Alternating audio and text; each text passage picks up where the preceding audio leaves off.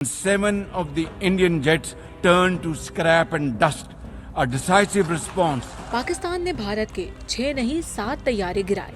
वज़ीर-ए-आज़म पाकिस्तान का अक़वाम मुत्तहिदा की जनरल असम्बली खिताब में ऐलान। वज़ीर-ए-आज़म के इन जुमलों के बाद हॉल में पाकिस्तान जिंदाबाद के नारे लग गए। A decisive response.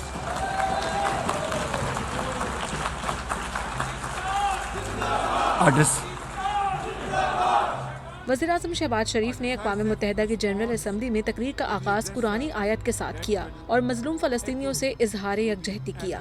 वज़ीर-ए-आज़म ने बुनियाद मरसूस ऑपरेशन का तज़किरा करते हुए कहा कि भारत को ऐसा फैसला कुन जवाब दिया जिसे तारीख में हमेशा याद रखा जाएगा। उन्होंने कहा कि मुसल्लह अफ़वाज ने फील्ड मार्शल आसिम मुनीर की क़यादत में जुर्रत और बहादुरी का बेमिसाल मुज़ाहरा किया।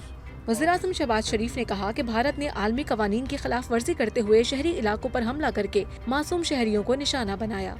शहबाज शरीफ ने दो टोक मौक़िफ़ अपनाते हुए कहा कि भारत की जानिब से सरहदों की सालमियत और कौमी सलामती की खिलाफ वर्जी की गई। वज़ीर-ए-आज़म ने कहा कि इस मौके पर पाकिस्तान ने अक़वाम मुत्तहिदा के चार्टर के आर्टिकल 51 के तहत अपना हक दिफ़ा इस्तेमाल किया। पाक फ़िज़ाइया को खराज तहसीन पेश करते हुए वज़ीर-ए-आज़म शहबाज शरीफ ने कहा कि air chief marshal Zaheer Ahmed Babar की क़यादत में शाहीनों ने दुश्मन को अपनी महारत से ज़ेर कर दिया। वज़ीर-ए-आज़म शहबाज शरीफ ने कहा कि पाक फ़ज़ाइया ने भारत के 7 तैयारों को मलबे का ढेर बनाया, जिस पर जनरल असम्बली का हॉल पाकिस्तान जिंदाबाद के नारों से गूंज उठा।